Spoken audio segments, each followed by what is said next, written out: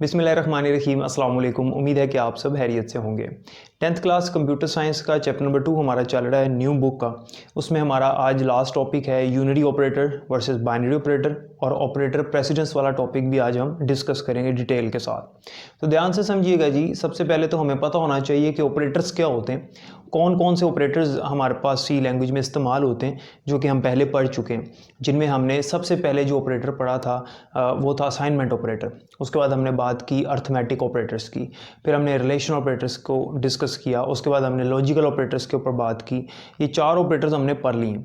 आज हमने पढ़ने हैं यूनरी और बाइनरी ऑपरेटर्स। तो देखते हैं कि यूनरी और बाइनरी ऑपरेटर से क्या मुराद है। सबसे पहले हम बात करते हैं यूनरी ऑपरेटर्स की। बच्चों, यूनरी ऑपरेटर कौन से होते हैं? देखें, एक चीज़ ध्यान में रखें। अभी तक हमने जितने ऑपरेटर्स पढ़े हैं, कौन कौन से अभी मैंने आपको बताया, असाइनमेंट, अर्थमेटिक, रिलेशनल और लॉजिकल। ये जितने भी हमने ऑपरेटर्स पढ़े हैं ये दो कैटेगरीज में फॉल करते हैं। एक कैटेगरी है यूनरी ऑपरेटर्स की और दूसरी कैटेगरी है बाइनरी ऑपरेटर्स की। यानी जितने हमने ऑपरेटर्स पढ़े हैं उनमें कुछ ऑपरेटर यूनरी हैं और कुछ ऑपरेटर बाइनरी हैं। अब यूनरी ऑपरेटर क्या होते हैं? यूनरी ऑपरेटर वो होते हैं जिनके साथ सिर्फ एक ऑपरेंड लगता है। नाउ व्हाट इज ऑपरेंड, ये भी बाद में पहले बता चुका हूँ, लेकिन चलें आज के लेक्चर में इसका जिक्र हुआ तो इसलिए मैं थोड़ा सा बता देता हूँ। ऑपरेंड से मुराद वैल्यू है या वेरिएबल है जिसके ऊपर हम ऑपरेशन परफॉर्म करते हैं। लाइक अगर मैं यहाँ पर लिखता हूँ 2 + 3, तो ये 2 और 3 इनके ऊपर ऑपरेशन परफॉर्म हो रहा है, इनके ऊपर प्रोसेसिंग हो रही है, ये वैल्यूज़ हैं, इनको ऑपरेंड्स कहेंगे। तो यहाँ पर कितने ऑपरेंड्स हैं? 2 ऑपरेंड्स हैं। लेकिन यूनरी ऑपरेटर क्या होता है? ये वो ऑपरेटर होते हैं जिनके साथ सिर्फ और सिर्फ एक ऑपरेंड लगाया जाता है, एक से ज़्यादा ऑपरेंड नहीं होते। ऐसे ऑपरेटर्स को हम यूनरी ऑपरेटर कहते हैं। अब आप सोचें ज़रा कि हमने जितने ऑपरेटर्स पढ़े पीछे, जिनका मैंने अभी जिक्र भी किया, उनमें कितने ऑपरेटर्स थे जिनके साथ एक ही ऑपरेंड लगता था?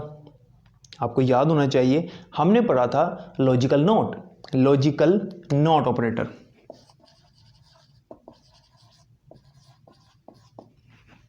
लॉजिकल ऑपरेटर पढ़े थे ना, जिसमें एंड और नॉट, ये तीन ऑपरेटर्स हमने डिस्कस किए थे। उसमें जो नॉट ऑपरेटर था उसके साथ एक ही ऑपरेंड लगता है। हमने ये पढ़ा था कि लॉजिकल नॉट में हम लगाते हैं नॉट, आगे यहाँ पर कंडीशन आती है like A greater than B. अगर ये कंडीशन ट्रू है तो यहाँ पर इसका मतलब होगा नॉट 1, तो ये आंसर देगा हमें 0। ठीक है, तो नॉट के साथ देखें एक ही ऑपरेंड है, और वो जो एक ऑपरेंड है वो या तो 0 होगा या फिर 1 होगा, यानी ट्रू या फॉल्स होगा। वो डिपेंड करता है कि ये कंडीशन ट्रू है या फॉल्स है। ठीक है, तो नोट के साथ एक ही ऑपरेंड है। अब आपने ये नहीं कहना यहाँ पर कि नोट के साथ दो ऑपरेंड्स हैं, ए और बी है। नहीं नहीं, ये जो कंडीशन लगी है इसने या तो ट्रू होना है या फॉल्स होना है। ट्रू होने पे नोट को मिल जाएगा 1 और फॉल्स होने पे नोट को मिल जाएगा 0। वो जो 0 और 1 मिल रहा है वो इसके लिए ऑपरेंड है। तो नोट ने क्या करना है, 1 को कन्वर्ट कर देना 0 में, और 0 होता तो उसको कन्वर्ट कर देना था 1 में। इसे कहते हैं यूनरी ऑपरेटर। तो लॉजिकल नोट जो है ये एक यूनरी ऑपरेटर है। इस तरह से जो नेगेटिव का साइन होता है, जैसे एक नंबर है 5, तो उसके साथ मैं नेगेटिव का साइन लगाता हूँ माइनस, तो माइनस के साथ भी एक ही ऑपरेंड है। तो माइनस का जो ऑपरेटर है यानी नेगेटिव का जो साइन है उसको भी हम क्या कहेंगे? यूनरी ऑपरेटर कहेंगे। ठीक है, तो ये होते हैं हमारे पास यूनरी ऑपरेटर्स। ठीक है, तो यूनरी ऑपरेटर क्या है? जिसके साथ सिर्फ एक ऑपरेंड लगाया जाता है। दूसरी जो कैटेगरी है हमारे पास वो है बाइनरी ऑपरेटर्स। बाइनरी ऑपरेटर्स बच्चों, बाइनरी ऑपरेटर का मतलब, जो बाइनरी है ना, बाइनरी का जो वर्ड है इसका मतलब होता है 2। जो बाई का वर्ड है BI, बाई मीनिंग 2। तो इस ये नाम से पता चल रहा है आपको, ये वो ऑपरेटर्स हैं जिनके साथ 2 ऑपरेंड्स लगते हैं लाजमी। मिसाल के तौर पे हमने अर्थमेटिक ऑपरेटर्स जितने पढ़े, plus minus multiply divide modulus, ये बाइनरी ऑपरेटर्स हैं।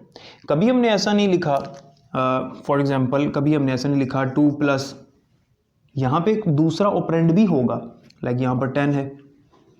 ठीक है, तो प्लस के लेफ्ट साइड पर भी और प्लस के राइट साइड पर भी एक ऑपरेंड होगा, जो लेफ्ट पे होगा और एक राइट पे होगा।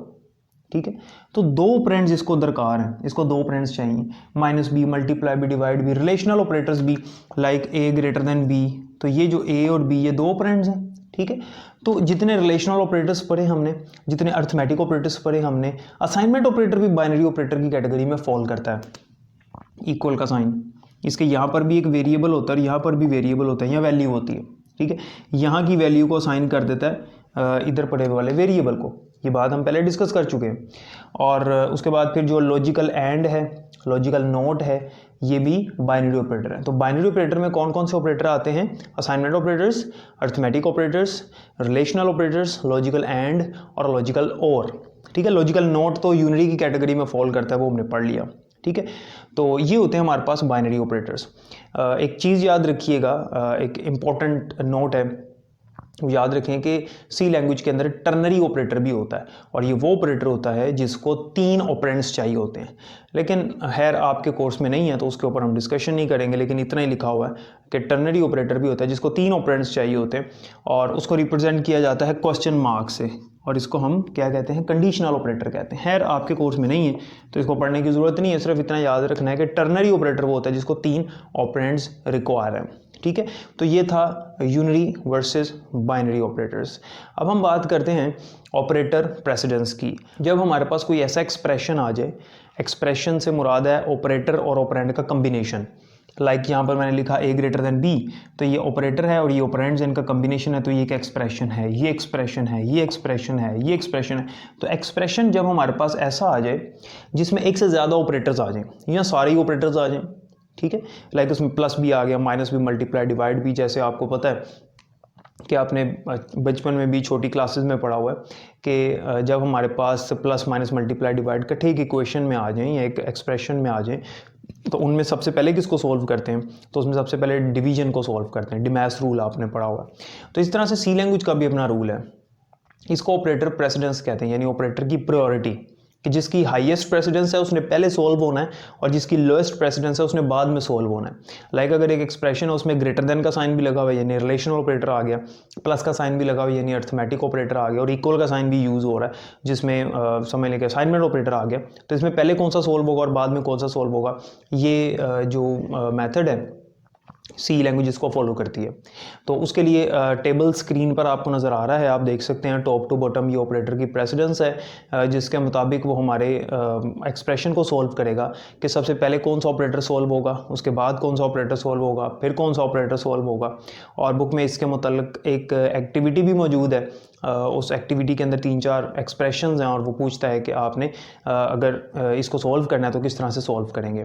एक बहुत इंपॉर्टेंट पॉइंट याद रखिएगा, कुछ ऑपरेटर जो हैं उनकी प्रेसिडेंस सेम होती है, कुछ ऑपरेटर जो हैं, आपने भी टेबल देखा उसमें कुछ ऑपरेटर की प्रेसिडेंस सेम थी। तो जब ऐसे ऑपरेटर्स इकट्ठे आ जाए जिनकी प्रेसिडेंस सेम है तो फिर वो लेफ़्ट टू राइट की तरफ सॉल्व होंगे।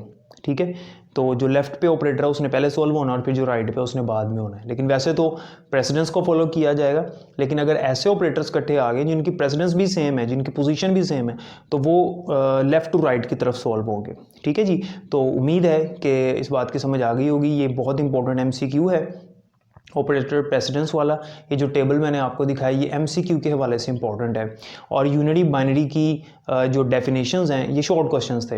यूनरी बाइनरी की जो डेफिनेशंस हैं शॉर्ट क्वेश्चन के हवाले से इंपॉर्टेंट है, और जब शॉर्ट क्वेश्चन है तो आपने एग्जांपल ज़रूर देनी है, उसके बगैर नंबर में नहीं मिलेगा कि यूनरी की एग्जांपल क्या है, बाइनरी की क्या है, एग्जांपल लाजमी देनी है। और ये जो यूनरी बाइनरी ऑपरेटर्स हैं इनमें से MCQ भी बन के आ सकता है। सो ये सिर्फ शॉर्ट क्वेश्चंस थे। उम्मीद है कि आपको समझ आ गई होगी। कोई क्वेश्चन है तो आप पूछ सकते हैं। अपना ख्याल रखिएगा। अल्लाह हाफिज़।